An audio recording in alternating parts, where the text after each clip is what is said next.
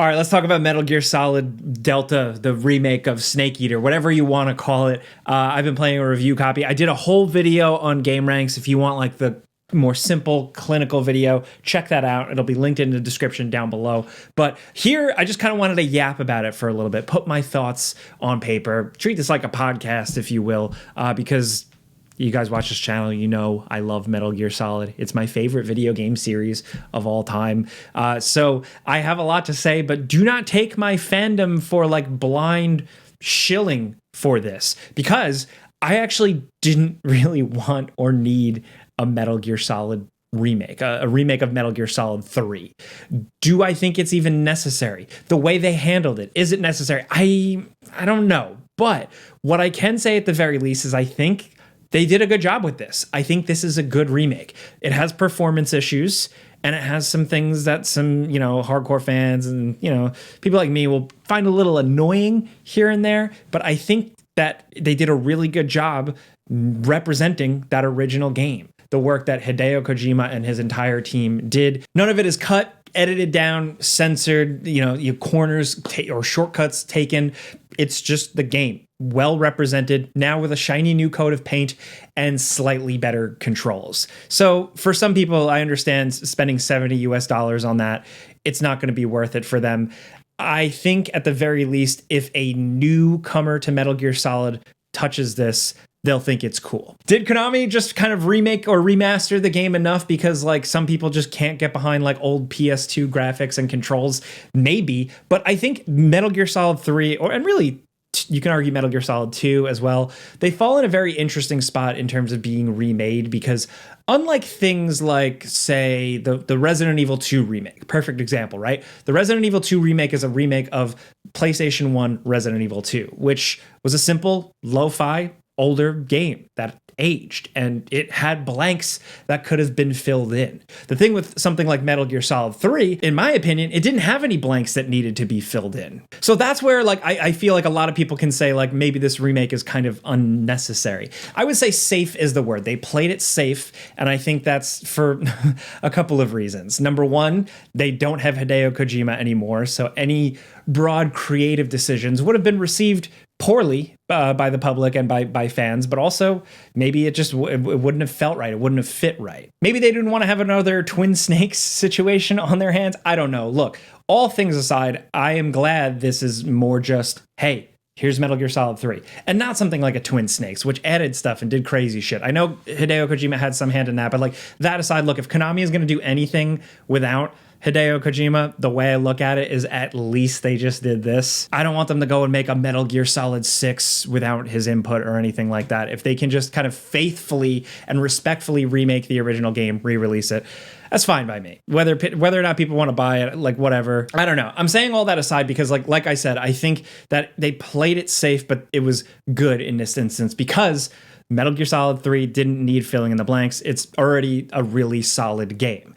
From art direction, art style, animation, cutscene direction, all of that stuff was ahead of its time.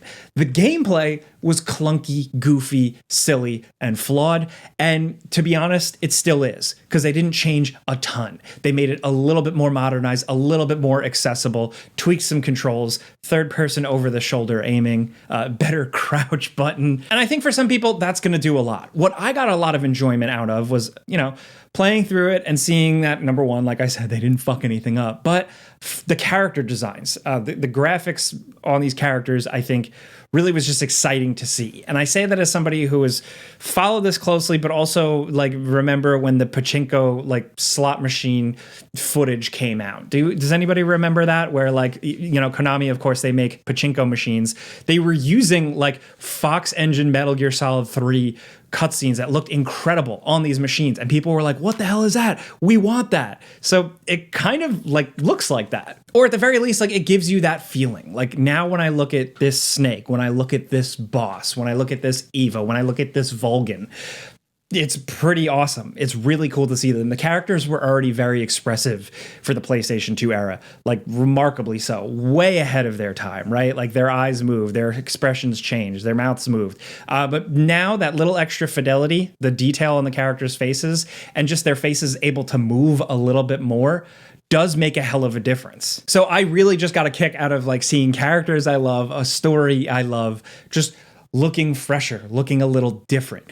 From the environment standpoint, like it makes a really good first impression. The opening jungle, all those sections are amazing, right? The denser foliage, the beautiful sunlight streaming, the lighting, all that stuff. It works really well. But as the game goes on, it feels like some of the environments didn't get the same amount of royal treatment. Like the level design is the same, but like the visual look, the impact is like lessened the further you go on. When you get to the more industrial areas, like the desert areas, even like the jungle where you fight the end, visually it's not quite as like on par as it felt when you first jumped into the game. Now, I don't know if it's just kind of like me like memory holing, like my nostalgia, it's all blending together, but I was kind of disappointed by how some of the areas looked. Like just not as much detail as I think could have been added in. And that's stuff I wouldn't have mind being added. So is it fun to re-experience one of my favorite games with like cool, flashy new graphics? Yeah.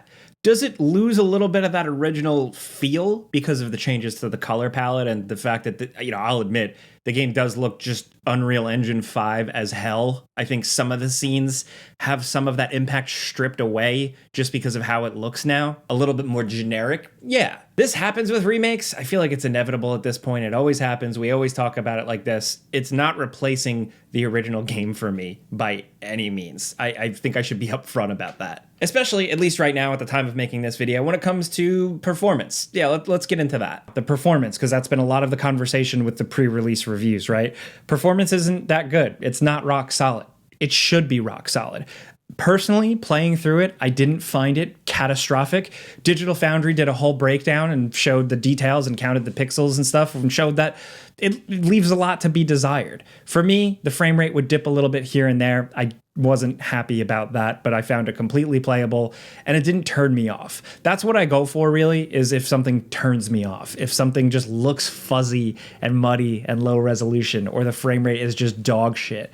That's when I'm not in. But with Metal Gear, it wasn't enough for me to really go nuts. That being said, it is crazy because it is, like a redo of an old PlayStation 2 game that still very much feels like the bones of a PlayStation 2 game. And I was expecting that, and you should assume and want that to perform rock solid, and it's not.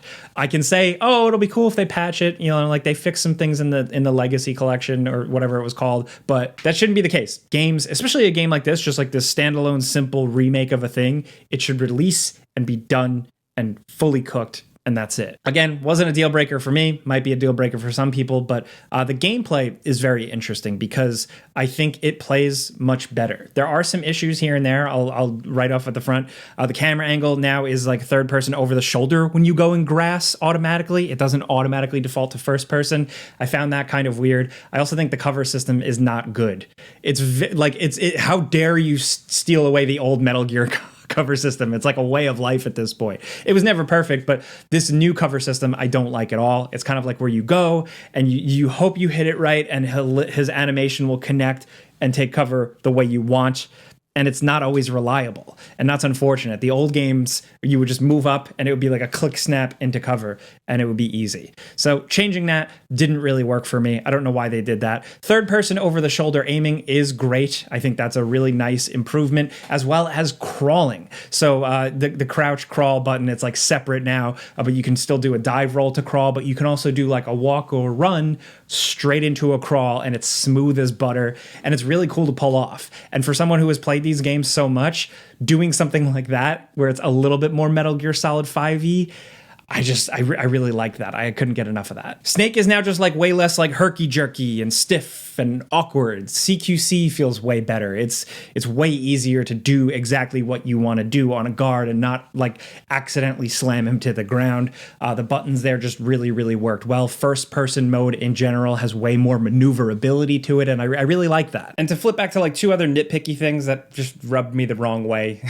Some people aren't going to care, but like they took out the awesome original press start screen, like from the main menu, like the badass slow motion thing with the like, why did you take that out? Also, they re-recorded the Snake Eater theme. That's commendable. That's cool. Cynthia Harrell clearly still got it, but just the way the song is produced, the way it's sung a little differently, it doesn't hit quite the same. Why'd you change it? I bring up these small things because it's a point I'm going to make kind of consistently throughout this video. Like this remake, I don't think they screwed it up too much, but look, regardless, there's always the original. and I'm always going to go back to the original. Oh, also another thing, and this is personal preference. I mentioned this in the Before You Buy briefly, but there are different ways you can play. You can play in like a legacy mode that gives you like a filter and the camera angles of original Metal Gear Solid 3, which was then very quickly updated and changed to a free camera in Subsistence. But you can play with that old kind of top-down-ish fixed camera angle system, or you can play the modern way. You can tweak the controls, you have different control options, but the biggest thing for me was the legacy mode filter, which I could switch on and use in the modern mode. So I could play this new updated Metal Gear Solid with new gameplay feel, but have kind of like a color filter over it that made it feel a little bit closer to the original games. And I actually ended up playing most of the game with the legacy filter on. No slight against like their color and lighting choices for the main game. It's a little colder, but also vibrant in a lot of ways. And I just very much kept switching back and forth. And every time I switched away from legacy mode back to this new remake mode, I was like, whoa, that's a lot. Wow, I like legacy mode way better. It's not like a one-to-one with the original Metal Gear Solid 3 or anything like that, but it just gives it a little bit more of that like warm and kind of vintage feel. Like I said, it's not that complicated because they did play it really safe. They didn't really change up a lot. But again, the biggest thing for me was them not shortening the codec conversations at the start so normies could get more into the game or anything like that. Not overhauling the gameplay completely. It is easier now because you have a little bit more maneuverability. I definitely smoked some bosses, but they didn't cut weird stuff. They didn't cut awkward stuff. They didn't censor anything. And I like that it's the game just fully presented as it was and just looking a little nicer now. Plus some extra stuff like new secret demo theater stuff, a couple of little surprises here and there. Of course, Snake versus Monkey is back. They threw in a little interesting surprise there too. A mode surprise that was spoiled on social media immediately by the Metal Gear account, but I don't want to spoil it for you. It was really fucking cool, like way cooler than I expected. I did not need that, but they did that, and I was like, wow, you guys went all out on that. Also, I did refer to this a little bit in my Before You Buy, but they did like one little thing that I liked, one little addition to the game about 3/4 of the way through. It's so small. It's a little visual tweak that I was like, hey, that's sick. That's cool. That's a good, smart, creative choice. They took the liberty, and I think it worked out. Again, it's so small, most people aren't going to realize, but I'm looking forward to seeing how that other mode works out, the multiplayer mode that's going to come out apparently after launch. I didn't get to check any of that out yet. It doesn't come out when the game comes out. It comes out later, but I'm curious to see how that is. But the game itself, right? Like Metal Gear Solid 3 as a story, I think is worth experiencing. I see why they remade this one. This is the critical darling, and canonically, technically, it is the start point. So if somebody jumped into this and this was their first Metal Gear, I wouldn't be upset. I think that's a compliment to this game. I think this is a fine introduction. It's not the best introduction, though. I still think Metal Gear Solid 1 and 2 should be played first before experiencing 3, because it's like a whole long story, but essentially moments in this game hit much harder if you have the context of Metal Gear history, Metal Gear Solid 1, Metal Gear Solid 2, Metal Gear, all that. And I will say the ending still really hits emotionally. It's been quite a few years since I replayed it recently just so I could have a frame of comparison. But like before that, it's been a while since I replayed this one. I replay 1 a lot. I don't replay 3 a lot. And that ending still, it still hits. It still has that emotion. It still works. And in fact, because the game has a higher fidelity now, the characters look a little better. There were moments where you could pick up on a little bit more emotional cues, a little bit more facial expressions. Not a lot, again, like I said, because Metal Gear Solid 3's original art style translated over so well, like it held up so well. But a couple moments I was like, ooh, that hits. A certain facial expression made towards the end of the game has a little bit more to it now. And that's stuff I like to see. And it's such an interesting story, right? Because it's Hideo Kojima, it's wacky Cold War hijinks, but it's also him at his best.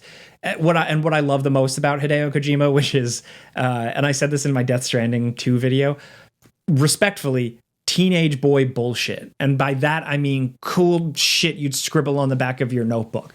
Hideo Kojima is really good at coming up with like cool guns, bad guys, uniforms, soldiers, cool, like weird enemy and boss designs. That's where this game is on like another level. The Cobra unit is perfect. The Cobra unit is almost as good as Foxhound from Metal Gear Solid 1, which is a tall order. But even with all the quote unquote cool, badass stuff aside, it has a lot of heart to it. Like this game, like you don't need to read between the lines. Like this game wants to tell you something. It wants to say something. Everybody can get something a little bit different out of it. But what I always got out of this game was, you know, the big thing, of course, is like the big boss or really this snake, the snake is snake, whatever, Jack, John, whatever you want to call him. He has a lot of names. You know, him becoming disillusioned with the US government and being a soldier for the United States. And that's where you're looking and you're like, you go into this game with the whole Metal Gear context being like, how does this guy ultimately become the villain? This is a good way of doing it in a way that's not as over the top as you think. It's not an instant turn like he starts killing younglings all of a sudden out of nowhere. It's a good setup. And it really just hits. And for me, it's also a really good story about, like, you know, camaraderie, mentorship, and like a love you can have for somebody, like not a romantic love, but like this like deeper, like very interesting connection, this love for someone, for an ally, for a colleague, right? But also the fact that like government actions, the actions of the government create complicated people, if that makes sense. A lot of this is around the boss, played by Laurie Allen, who I think is incredible. Does she read her lines? Because it's all the original voice lines. Does she come off a little cold and weird? Absolutely. But for me, it's always kind of worked. And it says a lot when you have a game with like a protagonist that everybody loves and thinks is badass and is awesome. And then here comes this like female soldier character that just absolutely beats the main character's ass. And nobody complains. It's done convincingly. It makes sense. It's just really, really well done. And the boss is a beloved and really interesting and strange character so many years later for a reason. Ocelot as well, just like a really, really good, compelling foil, and someone who has trickled in perfectly throughout the entire game. He's great, of course, especially if you know him in other Metal Gear games. But his face is the only one like I didn't really completely jive with. It felt a little off. I get what they're doing. Like, it actually kind of does look a little bit more like, I would say roughly kind of like Metal Gear Solid 4 Ocelot's face model, like a little sharper.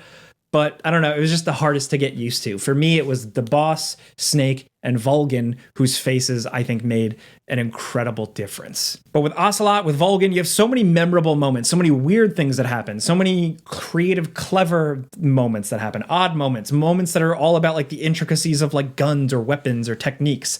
All of that is just here and really cool to see. And I'm excited to see new people play this game and pick up on this stuff and see what like we've been raving about for years and years, right? And the fact that it keeps a lot of stuff, like the camera angles being a little like jacked up or fucked up during like the chase sequence towards the end, I kind of respect that they stuck to that feel. So again, they really picked and choose what they changed, what they updated, but ultimately, again, like I'm just excited for people to see this game. If you have issues with this, whether it's the performance or the price or it's not enough of a remake for you, good, whatever, I don't care. Like, I'm happy that you're thinking about Metal Gear Solid. Go and play the PS2 original if you haven't. I think either way, it's just like I'm happy to be talking about Metal Gear Solid for once. While it is not my favorite Metal Gear Solid, it is an absolutely incredible one with so many memorable moments, fun gameplay, but just a really great story, really great action sequences, really great emotional sequences, things that are going to stick with you for a long time. That's something I look about, like that's my only complaint with a lot of modern media. There's so much stuff and so much of it is just begging for your time and trying to get time. It feels like sometimes things just fall to the wayside. You watch a like made for Netflix movie and then you instantly forget about it, right? There's so much stuff like that. But here, everything in this game, you're going to remember because it's different. The music is top. Like, it's the introduction of the more modern Metal Gear Solid theme, and it is so good. It is like the rock level, like the movie. It's like the rock level theme, but it also uses the original Metal Gear Solid theme, and it was like the last game to really truly embrace that theme as well. So that's still cool to see. There's so much with this, but my camera's actually about to run out of battery, so You'll notice that I'm like talking about a really old game, not spoiling anything. I don't want to spoil things. I want people to experience this. But I also would like to talk more in depth. So maybe I'll do that in another video. But the game is releasing next week. So again, whether you have issues with it, performance things, whatever, just play Metal Gear Solid something, man. That's literally why I'm here. It's why I'm doing this. Like I loved video games, but then I played Metal Gear Solid and I became obsessed with video games. And I wouldn't be yapping about games today if I hadn't experienced Metal Gear Solid 1. Also, I like a photo mode. Having a photo mode in a game that you've loved your entire life suddenly is such a great experience. If you're a console player, like, you know, I found myself mashing that screenshot button so many times just because of how beautiful the game was and is. But also the photo mode, being able to tweak it a little bit. It doesn't have the most options, but just being able to have a basic photo mode is so fun. Like, I know some people don't care about them, but I do. And I also really like seeing the community do this stuff. I know I said that in the before you buy too, but like, I really think photo modes are good. And I also think photo mode community people like don't get enough love, enough praise. People create incredible images and videos about their favorite video games when they're given the right tool set. And I think now, like with Metal Gear Unleashed, it's cool. Also, mods, I think the sky's the limit. I'm looking forward to getting back and replaying and doing like a new game plus mode and all that stuff. But for now, let me know what you think about Metal Gear in general. I'd love to hear your thoughts. Hit me up. I'm on Instagram a lot, instagram.com/Jake Baldino. That's where I tend to lurk and just post weird memes and stuff like that. But yeah, that, all social media linked in the description down below. Let's talk about Metal Gear. Thank you if you've listened for this long. You can start wrapping up whatever chores you were doing. I know I always say that, but like maybe you're folding laundry. Here comes the end. Better pick your next video if you're watching dinner or something, but like if you're watching during your lunch break. So thank you. Thank you very much for listening to me yap about one of my favorite things ever. I'm Jake Baldino. Subscribe because video games, pizza's on me.